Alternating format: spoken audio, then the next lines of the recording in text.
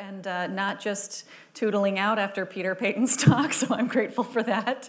I'm Shilo Felton. I'm with the Renewable Energy Wildlife Institute, or REWI. I'm a senior scientist for them, and I am the lead for our wind wildlife research program. We do research on the interaction between renewable energy and wildlife. And we were formed about 15 years ago by equal part NGO members and industry members who were interested in figuring out a way to accelerate responsible renewable energy in a way that was that helped also conserve wildlife. And I want to point out the reason we needed to do this, right? Of course, like, why do we actually want to accelerate renewable energy? That is land use change, that's development. But as Peter was talking about, we're losing species at a really accelerated rate, and we're experiencing climate change at an accelerated rate. And that's a big problem for birds, it's a big problem for a lot of wildlife.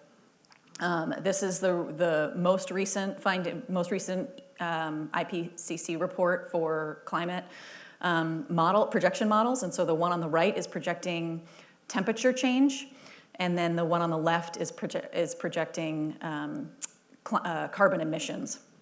If you look at the red line, that's what's going to happen if we just keep going with the same rate of carbon emissions that we are today. The blue line, which is the second line down from the top, is if we drastically curb our carbon emissions and other greenhouse gas emissions within the next few years, or next couple decades. The green line is if we somehow magically really curb greenhouse gas and other and carbon emissions like yesterday. So you can forget about that one. We're not doing that one. We're not good enough. We're not smart enough. I mean, we haven't been fast enough in making that change. And then this is a plot to just show you what that temperature change looks like over the US. So the one on the left is for that blue line, and the one on the right is for that really bad red line. And this is what it would look like in 2030. So we're expected to reach a global climate temperature change past 0.2. And by the end of the 21st century, if we don't make changes to how much we emit carbon, we're expected to see a 4°C scenario above industrial levels if we're looking at degrees Celsius. So this is what's going to happen then. Okay, that's not something that most of us in this room are going to witness firsthand. But for those of us who are younger in the room and have children, our children may see this. And certainly our grandchildren will see this.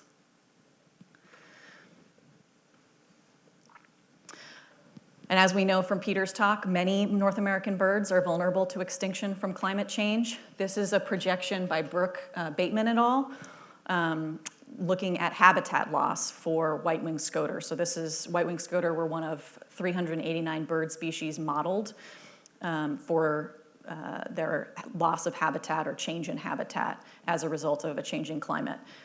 The red is what is predicted to be lost for breeding habitat for white-winged scoter under a 3°C scenario. And bats. Bats are also a big focus for renewable energy development and wildlife challenges. Bats are also subject to changes from climate. Are vulnerable to changes in climate. They're also vulnerable to land use change and to losses in insect diversity and insect abundance. And all of that is accentuated, of course, all those issues are accentuated when we bring in climate change. This report by the Intergovernmental Science Policy Platform on Biodiversity and Ecosystem Services predicted that 1 million animal and plant species are now threatened with extinction. That's a lot.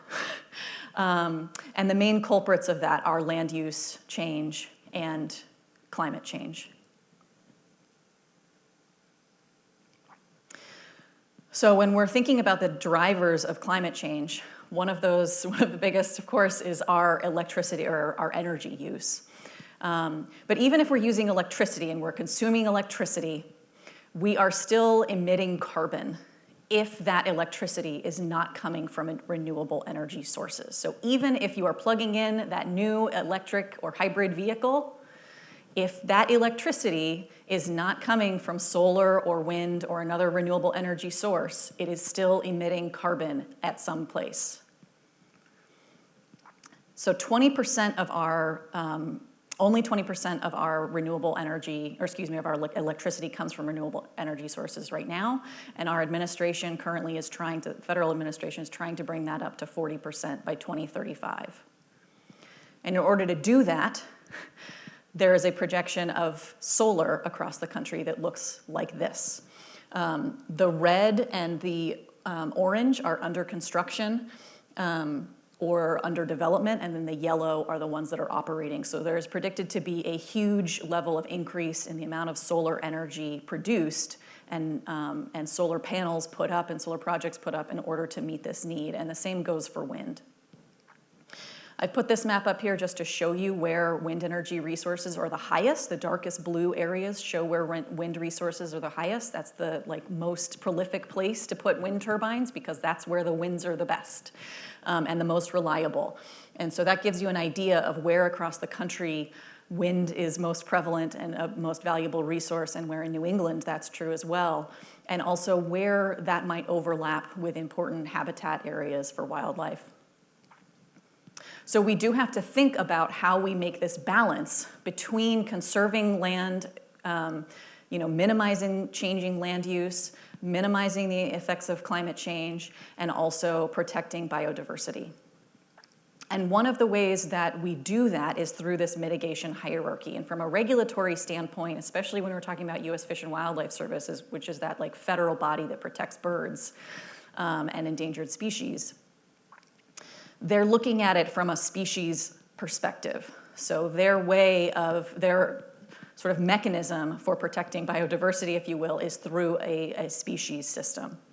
And they start with avoiding impacts, minimizing impacts, and then where impacts can't be avoided or minimized, we then compensate for those losses.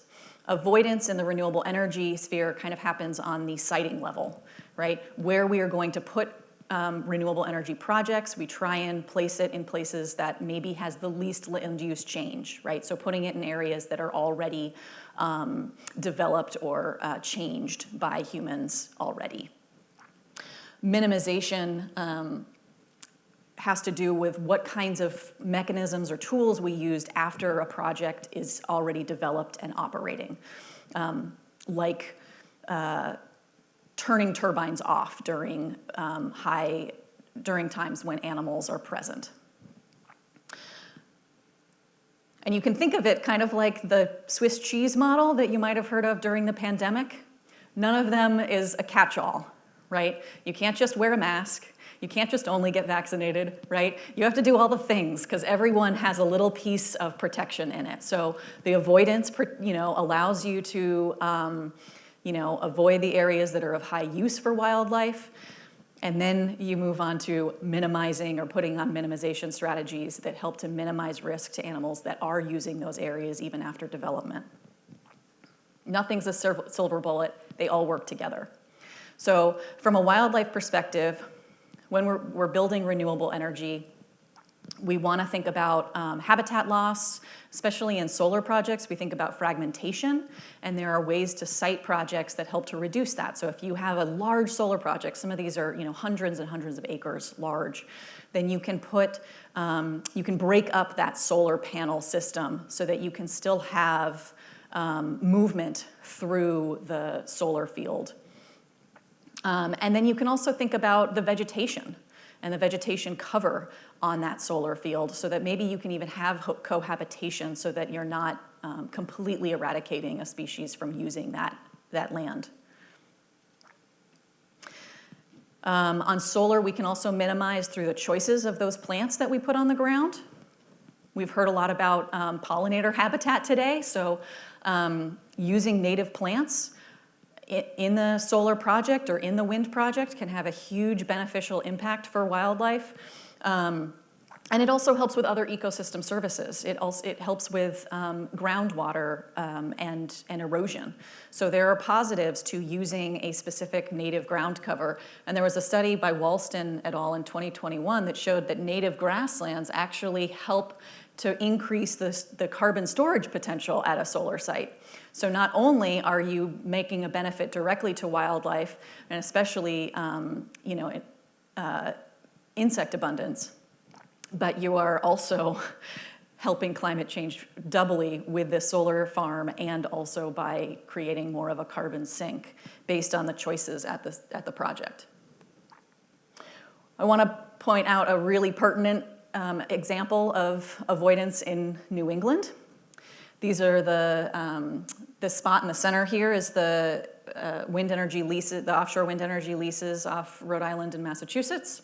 And if you look to the left and the right, you can see the original footprint of where they might have been considering building and leasing offshore wind. And then the red lines and the blue lines on the left and the red line on the right shows where they actually made the cutoff for the leases. So this whole area on the right, on that right figure, was removed and was not considered for leasing. And a large reason for that was because Nantucket Shoals is a really important bird area. This is an area where research off of Cape Cod showed that that white-winged scoters are actually following arthropod populations and arthropod movements offshore on Nantucket Shoals. And you can see, I think there was a huge raft of scoters actually out in Nantucket, the waters around Nantucket in November.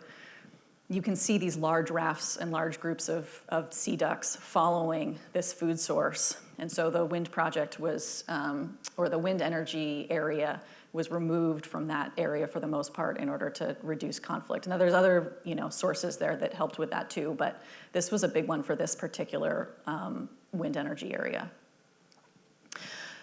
For impacts that can't be avoided for wind energy, we focus on minimizing risk using deterrence and also curtailment. So curtailment is a strategy in which you basically turn off the turbines or stop the blades from spinning in order to minimize any direct mortality or direct collision with a bird or a bat to the turbine.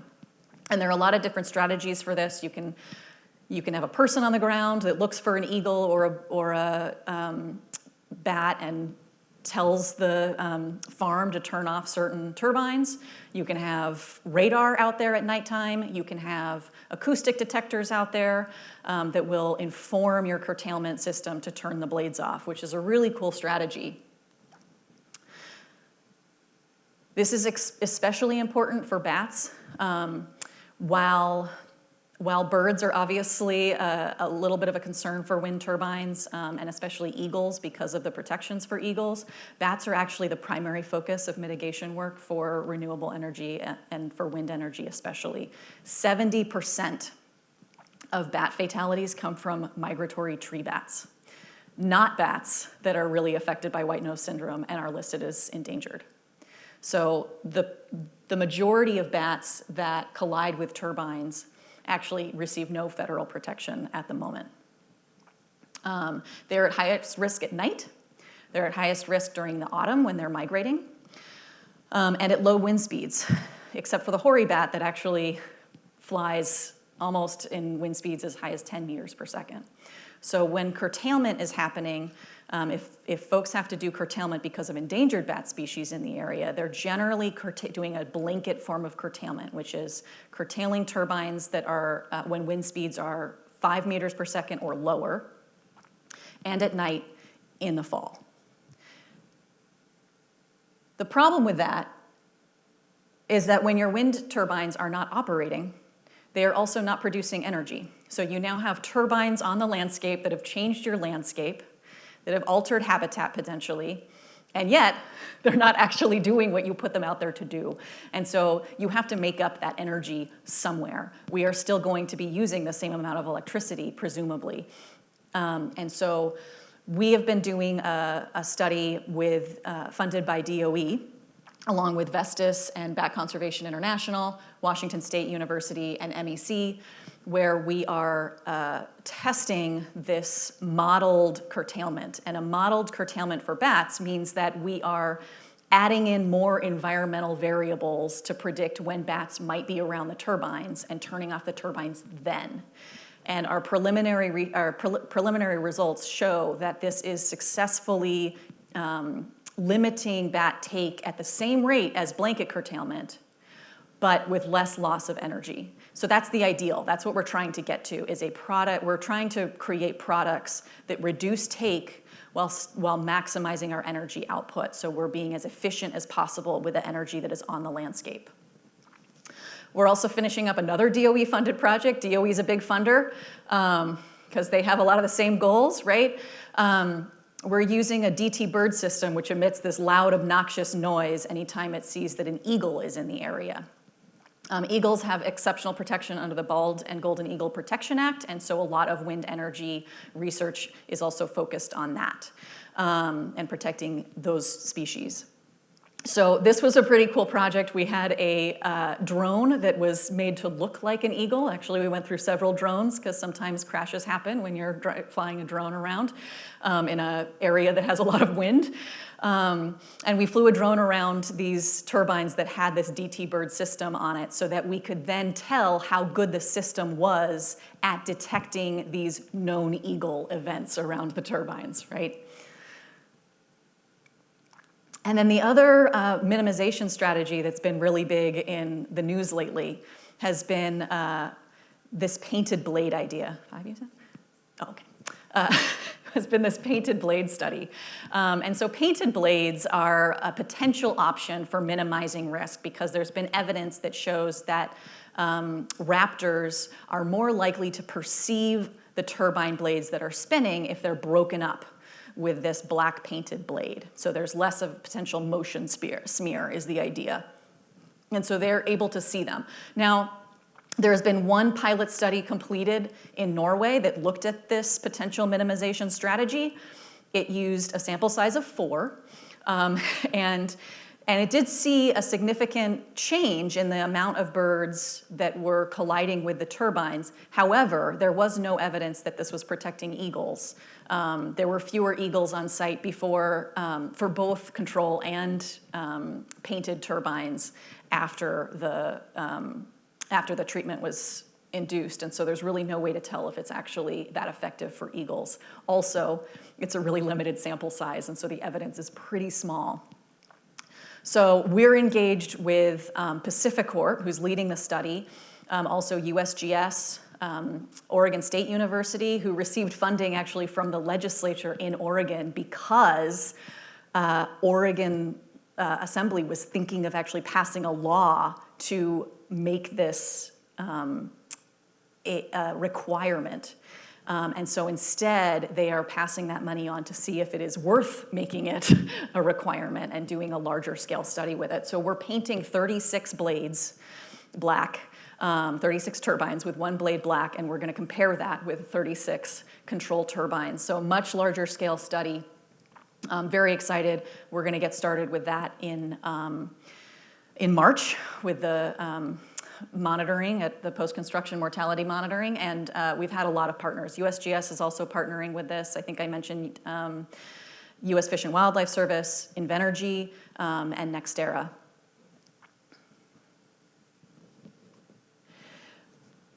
So no matter how much we do on this work, we're still going to have collisions. That is a reality. There's going to be take from wind energy facilities no matter how hard we try. That's just part of the loss, if you will, of development in general. So we minimize to the degree that we can, but also we try and come up with ways to offset that take. Right now, the only method for offsetting take that is accepted by U.S. Fish and Wildlife Service is power pole retrofits. So that's intended to reduce electrocution. So it's a way of So wind energy companies can pay in to these mitigation credit banks that then put up power pole retrofits. But there are other causes of mortality to eagles. There's lead poisoning, right? That's a really big one. Vehicle strikes. So if a deer is killed in the road, they'll go and scavenge on that, and then they'll get hit by a car themselves. And then there's also a little less known for us, bycatch. So this happens to our eastern golden eagle population up in Canada, where they're doing fur bearer trapping in the eastern Canada. And the eagles will go into the carcass that is meant to pull in the coyote or whatever it is they're trying to trap, and they'll then get caught as bycatch in that trap. So one of the ways in which we are trying to address this issue is we have worked with our partners to come up with a model so that U.S. Fish and Wildlife Service has a model or a formula to help inform